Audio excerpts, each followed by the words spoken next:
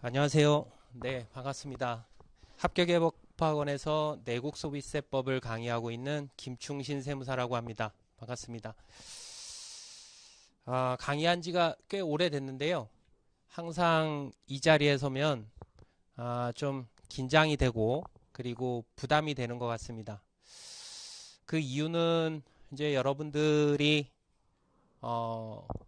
인생에 있어서 중요한 그 시간을 떼가지고 미래를 위해서 공부를 하시는데 그 공부할 때의 마음가짐과 그 시간의 중요성을 저도 이제 여러분들보다 앞서서 공부를 해봤기 때문에 그 중요성을 잘 알고 있죠. 그래서 여러분들의 어떤 그 선택과 노력이 헛되지 않게 하기 위해서 이 자리에 설 때마다 새로운 각오가 생기기 때문에 좀 부담스럽고 떨리기도 하고 그런 것 같습니다. 앞에서 이제 우리 두 분 관세사님들께서 잘 설명을 해주셨는데 저는 내국소비세법에 한해서 그러면 내국소비세법은 어떻게 공부를 해야 되느냐, 효율적으로 그리고 합격을 위해서 공부할 수 있는 방법을 설명을 드리도록 하겠습니다. 일단은 커리큘럼인데요. 커리큘럼은 우리 첫 번째 김하늘 관세사님이 설명하신 내용하고 내국소비세법의 그 커리큘럼하고 똑같습니다. 차이 나는 것만 간단하게 설명을 드리면 이제 7, 8월에는 기본 이론을 강의를 하는데요. 전체적인 틀을 공부를 하는 시간이라고 보시면 됩니다. 여러분들 잘 알고 계시겠지만 내국소비세법에서는요, 파트가 세 가지로 구분이 되는데 부가가치세법하고 개별소비세법하고 주세법 세 가지 항목에 대해서 40문제가 출제가 되고 있죠. 그런데 이제 부가가치세법에서 30문제가 출제가 됩니다.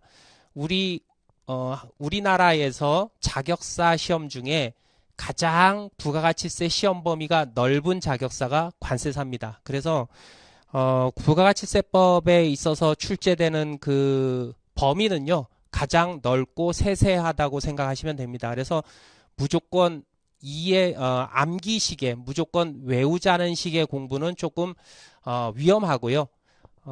논리적으로 이해를 바탕으로 해서 사례용 문제도 풀 수 있도록 그렇게 공부를 해야 되는데 제가 여러분들하고 공부를 하면서 그런 이해 위주의 사례 위주의 문제를 어렵지 않게 풀 수 있도록 여러분들한테 그 수업 시간에 설명을 드리고 준비하도록 도와드릴 겁니다. 그래서 이제 부가가치세법에서는요, 그 논리적 이해를 바탕으로 해가지고 이제 전반적인 내용을 기초학습을 하고요. 기본 이론이니까. 그리고 개별소비세법, 주세법에서도요, 이제 빈출되는 내용 위주로 해서 기본적인 틀을 살펴볼 겁니다. 그 다음에 이제 9월, 10월에 가서 핵심 이론을 공부할 텐데요.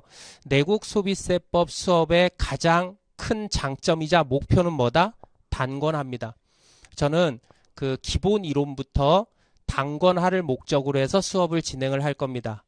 왜 그러냐 하면 앞에서 잠깐 설명드린 것처럼 내국소비세법은요, 그 관세사 1차 과목에서 가장 쉬운 그런 과목 중에 하나입니다. 보통 이제 75점, 80점은 대부분 맞죠. 그런데 그 75점, 80점을 시험을 몇 분 만에 풀어서 맞느냐가 중요합니다. 75점, 80점 못 맞는 학생들은 거의 없죠. 그죠? 그런데 그거를 40분 만에 풀어서 맞추는 학생이 있을 거고 30분 만에 풀어서 맞추는 학생이 있을 거고 20분 만에 풀어서 맞추는 학생이 있을 텐데 20분 안에 80점을 맞추는 것을 목표로 해서 내국소비세법 과목을 진행을 합니다. 그래서 처음부터 끝까지 저는 단권합니다. 그래서 단권하라는 건 뭐냐면 여러분들이 시험장에 들어가기 바로 전날 한 3시간 정도 쭉 처음부터 끝까지 살펴볼 수 있는 마지막 정리책을 만드는 거죠. 그래서 단권화를 목표로 해가지고 수업을 진행을 할 텐데요. 요 단권화를 하기 위해서 제가 별도로 만든 책이 서브노트입니다. 작년에 이제 시중에 출간이 됐고요. 올해도 지금 이제 개정 작업 중이고 한 7월 말 8월 초 중에 아마 서브노트가 나올 예정입니다. 그래서 서브노트를 중심으로 해서 단권화 작업을 진행을 할 텐데 그게 핵심 이론 요약 정리 9월 10월에 강의가 이루어집니다. 그리고 내국 소비세법은 이제 그 범위가 넓으니까요. 앞부분부터 쭉 가다가 중간쯤 되면은 앞에 뭘 봤는지 다 잊어버리잖아요. 그죠? 그래서 그거를 잊어버리지 않고 시험장에 갈 때까지 기억해서 시험장에서 꺼내서 바로 적용할 수 있도록 하는 게 방법은 딱 하나뿐이 없습니다. 빠른 시간 내에 반복을 여러 번 하는 거죠. 그죠? 그래서 단권화 교재가 중요한 거고요. 부가가치세법은 그 서브 노트를 가지고 정리를 할 겁니다. 여러 번 반복을 할 겁니다. 머릿속에 이렇게 박히도록. 그 다음에 이제 나머지 두 파트가 개별소비세법하고 주세법인데요. 이 개별소비세법, 주세법 각각 5문제씩 10문제가 나는데, 그런데 세부적으로 구석에 있는 것까지 볼 시간은 없습니다. 그래서 빈출되는 주요한 내용을 위주로 해서 얘들은 이제 단순 암기 사항이기 때문에 그 암기해야 될 내용들을 또 역시 반복적으로 공부를 할 겁니다. 그런데요, 이 공부를 해보신 분들은 아시겠지만 개별소비세법, 주세법은요, 이게 논리적이지도 않고 뭐 이해 위주가 아닙니다. 이거는 진짜 말 그대로 무조건 무식하게 암기하는 거예요. 그래서 알면 맞추고 모르면 틀리는 거거든요. 아주 단순한 문제들이 납니다. 그래서 어떤 그 주제에 대해서 기계적으로 외울 수 있도록 제가 서브노트 요약 강의 9월 10월 핵심 이론 강의를 할 때는 요 개별소비세법 주세법에 빈출되는 내용을 앞글자 따기라 그러죠. 두문 글자를 따가지고 아예 암기를 쉽게 할 수 있도록 그렇게 강의를 할 겁니다. 그게 이제 9월 10월의 핵심 이론 강의고요. 사실 7, 8월의 기본 이론은 요 9월, 10월의 핵심 이론의 단권화를 완성하기 위한 기초 작업이다. 이렇게 생각을 하시면 됩니다. 그리고 이제 11월, 12월, 1월, 2월 이어나가면서 기출문제하고 그 다음에 출제 유력한 문제들, 예상 문제들을 풀어볼 텐데요. 요 기출문제하고 예상 문제와 단권화 서브노트를 연결시켜 드릴 겁니다. 그래서 이 문제풀이를 할 때는 여러분들이 7, 8월, 9월, 10월에 기본 이론 정리한 서브노트를 옆에 놓고요.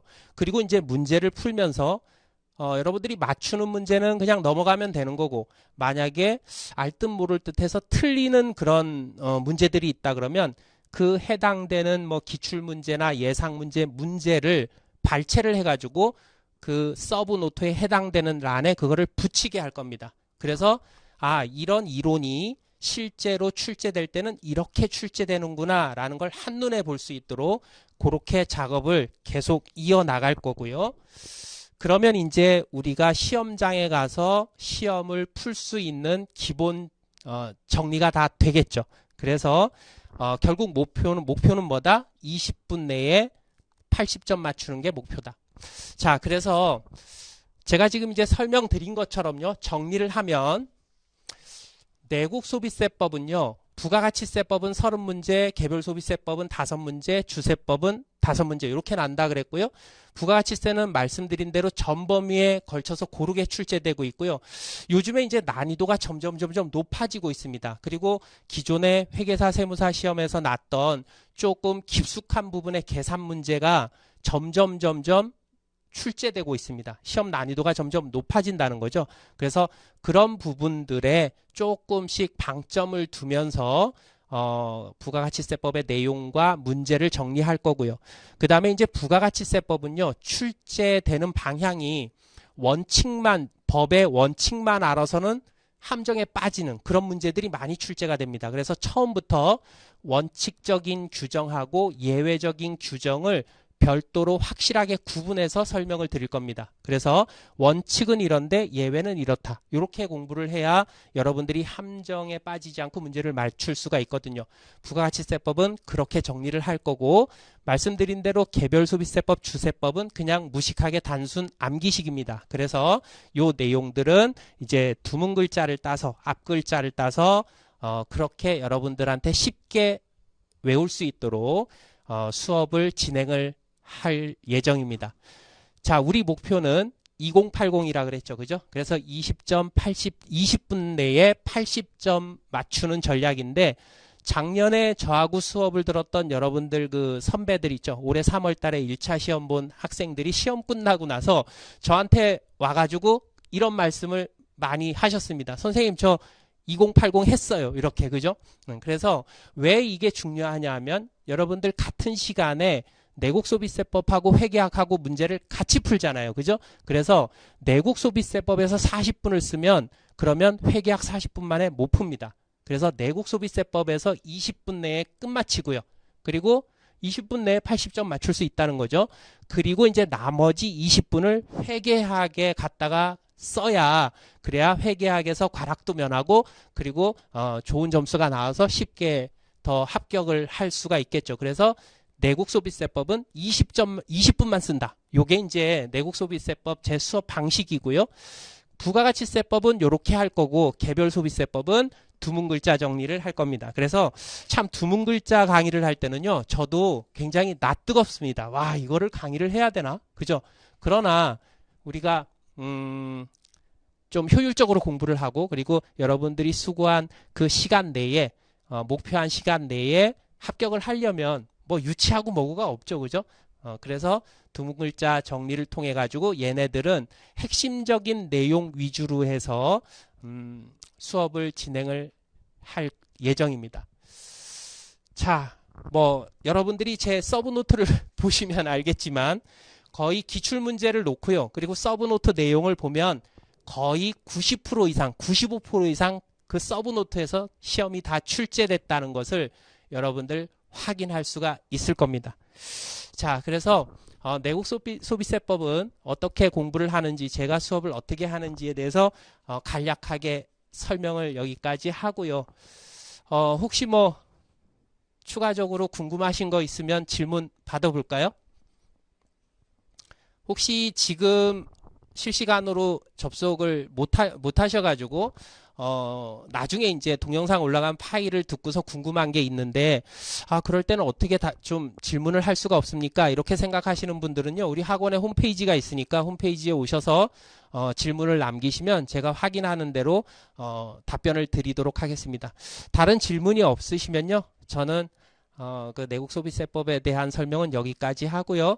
그 다음에 이제 우리 그 회계학의 박종화 회계사님께서 회계학 공부 방법에 대해서 이어서 설명을 해드리도록 하겠습니다.